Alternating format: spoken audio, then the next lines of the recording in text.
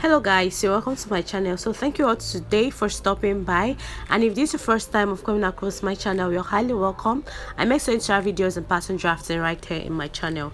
So in today's tutorial, I'll be sharing with you all how to make this beautiful gown displayed on my mannequin, and you can see that it has side ruffles and a cowl neckline and exaggerated sleeve. So if this sounds like something you're interested in learning how to make, continue watching and please do not skip any part of this video.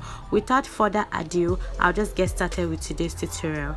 So first things first, I'm going to draft a basic bodice for this dress, and from that top area, that line I mark across there is my shoulder line. And after that, I went ahead to divide my shoulder of 15 inches into two, and I have 7.5 inches. I proceeded to make a point right there, and the next I moved to mark a neck width of 3 inches. So from the point where I marked my shoulder divided into two, I came down by 8 inches, and I'm just going to connect these two dotted lines into a straight line. So I'll extend the other line a bit, and I'll move over again to my neck area, and I'll mark a neck depth of 3 inches. So this bodice I'm drafting right here is actually going to be for the back, okay, but just keep watching and you understand what I'll do later on. So on my armhole line, I'm going to divide what I have there into 2 equal halves, and I'm going to make a point right there, and from that point I'm going to come in by 1/2 inch. So after that, now I'll proceed to go into my chest line, which is the CL I just labeled. That's my chest line. I divided my bust circumference into 4, and I also marked what I have right there, which is 9 inches. So I'll proceed to also using this curve rule to connect all these points together. Please just watch carefully what I'm doing and you understand everything I'm doing right here. So having done that, I'll go ahead now to also mark my other vertical measurements, like my bust point of 10 inches and my half length of 16 inches. So I'll proceed to also add 1/2 inch, which is going to serve as my joining allowance to the skirt part of this my gown. I hope you understand what I mean. So I extended all these lines. So after all the extension, I'll go ahead and label all these parts so you don't get confused, okay?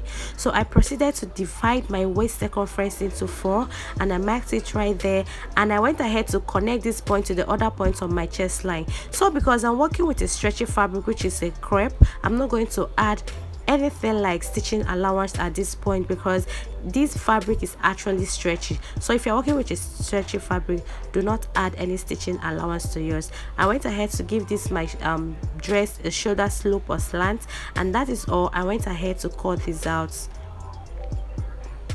So after cutting this out, now I'll proceed to the skirt part of this my gown. So from that top area, I'll just get started by marking 1/2 inch, and this 1/2 inch is going to serve as the joining allowance to the top part of this gown. So I'll connect this into a straight line. So after this, now I'm just going to proceed to marking 1 inch. I'm going to mark 1 inch like this, and I'm going to mark this up to my full gown length. So for you to get the full length of your skirt, I just went ahead to subtract 16 inches, which is for my half scale basic bodice, from 42 inches of my full gown length. So this skirt, the length of this my skirt is going to be 26 inches. I hope you understand the explanation I'm trying to give here. So I subtracted 16 inches from 42 inches, and I have 26 inches. So 16 inches for the upper part of my dress, and 26 inches will be for the down part of my dress, okay? So I proceeded to divide my waist circumference into 4, and I marked it right there, and the 9 inches is for my hip length, and I'll proceed to also mark my knee length of 19 inches before I'll proceed to mark 26 inches, which is my full length, like I already explained earlier on. So I'm just going to extend all these dots I made right here. So having done this, now I'll go ahead now to just trim this part off. I've not added my hemming allowance at this point, okay? So I went ahead to label all of these lines. Apologies, the upper part or the waist area of my skirt isn't showing, but there was no much thing I did right there. So on my hip line, I divided my hip into 4, and you can see I have 9.5 inches. So I'm going to come to my knee line and subtract 1 inch from what I actually got on my hip line, because I want this dress a bit it penciled. Okay, so you can see the points I made right here, and I proceeded to connect this using my curve drill. But if you have a hip curve, that would be the best option to use to achieve a perfect curve on your skirt. Okay, but if you don't, you can actually use your curve drill or your freehand, whichever that is more okay and suitable for you. Okay, so this is how I went ahead to connect this.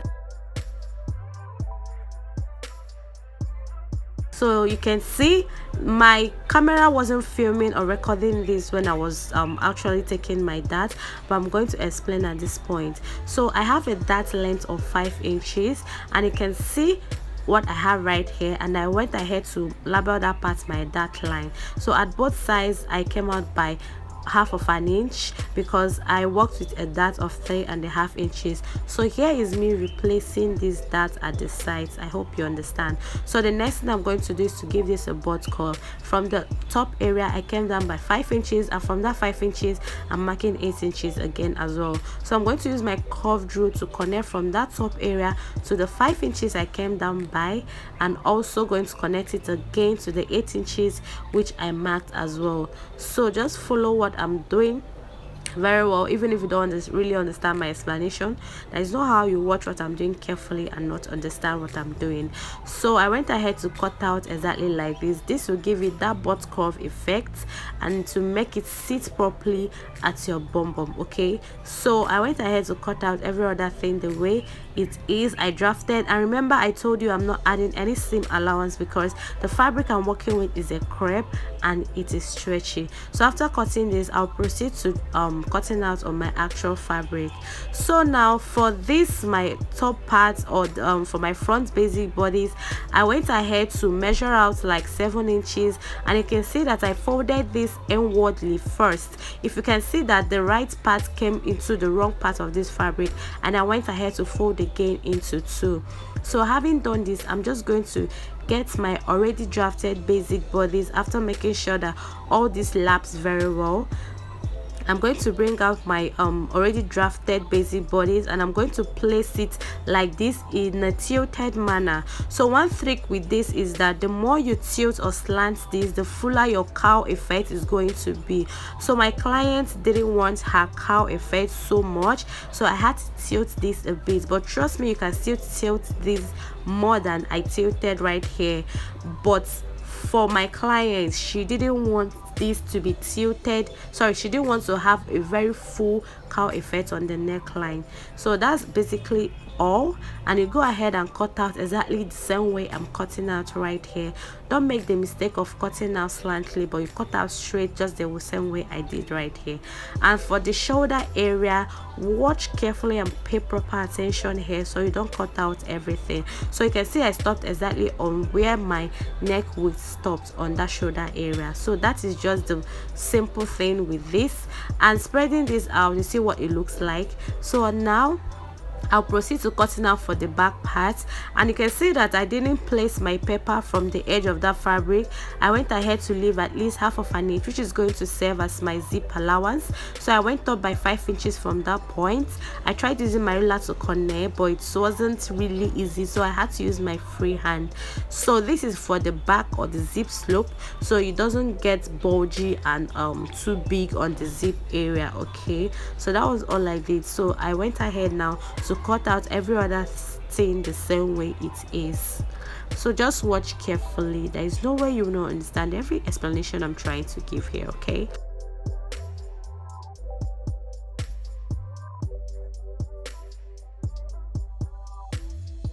and if you're making use of an Ankara piece, I advise you please add your seam or stitching allowance. I'll still repeat this again, please. So after all of that, now that is basically all. I'll proceed to cutting out for my skirt part. So if I want to cut out for the front part of my skirt, I'm just going to fold in this zip allowance and place it on my fabric, and I'm going to cut on my fabric like this. So when I'm done cutting on my fabric, remember we are folding into 2. I'll go ahead and bring out the zipper area again to cut out for the back part. So I'm managing my paper at this point, so please bear with me. So I went ahead to do all of that and also mark my darts. Please don't forget your darts.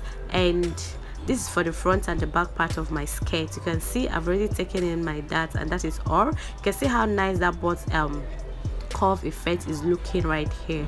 So that aside, now I'll proceed now to bring my my front upper bodice, and I'm going to fold this into two, and I'm going to make sure that the cowl area doesn't shield, because I'm going to use my pin now and hold it in place.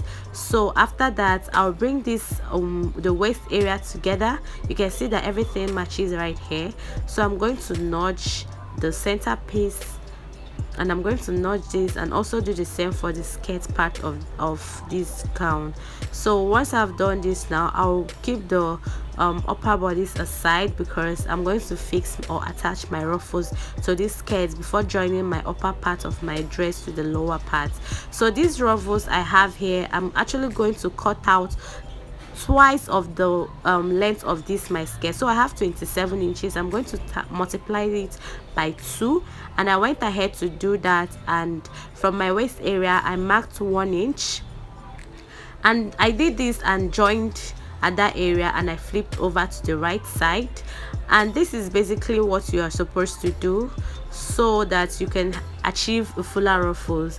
But if you don't want a fuller ruffles, you can forget about adding extra material to the already cut out ruffles. So for the width of these ruffles, I made use of 5 inches, and for the length, I already told you I marked out times 2 of the length of this skirt. So if you should add 27 plus 27, what I have right here is 54 inches. So you can see how I'm folding, I'm plating this, and I'm using my office pin to secure this so it doesn't move. So after pinning all of this together, I'm just going to sew with only 1/4 of an inch. Okay, so you can see how nice it's already turning out, and you continue doing this all the way to your full skirt length. Okay, so after pinning, you can see what I have. I'm yet to stitch. You can see how beautiful it's already looking. So this is it. And for the other part, I also went ahead to secure it. I folded it inside and I stitched this so it doesn't show on my fabric. So you can see I went ahead also to fold in and leave about 1 inch for my hemming allowance. Okay, so that was what I left for my hemming allowance. So I went ahead to pin this part, and trust me, that is all. I'll go ahead and stitch using just 1/4 of an inch all around this for the other side of my skirt part.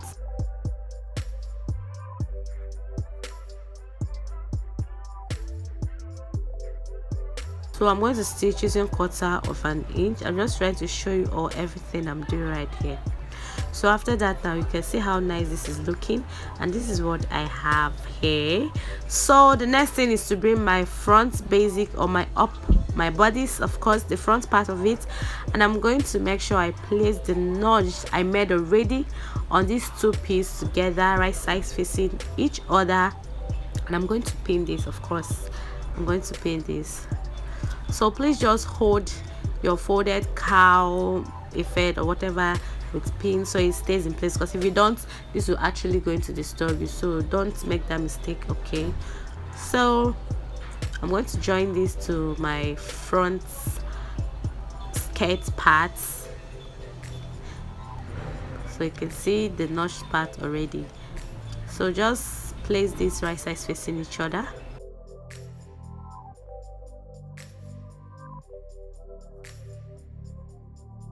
So after pinning, I'll just go ahead now and stitch using 1/2 of an inch, because that was the joining allowance I left for the skirt part of my dress and for the upper part. So do this, and also go ahead and join the back part, that's the upper part and the skirt part of your back dress. That's what I did. I piped the neckline. I also proceeded to join the sides using 1/2 of an inch, because you know we didn't add any stitching or seam allowance to this dress. So I also joined my shoulder area. I fixed my zip, and I also cut out my exaggerated sleeve, which I already have a detailed tutorial on how to cut an exaggerated sleeve, and I'll be pinning down the link to that video in the comment section. So after joining the two back pieces together, I pinned my shoulder area, and I'll stitch before joining the sides, attaching my zip and my sleeve. And so I'll do this and show you. This is the outcome of this dress. You can see how nice it's already looking.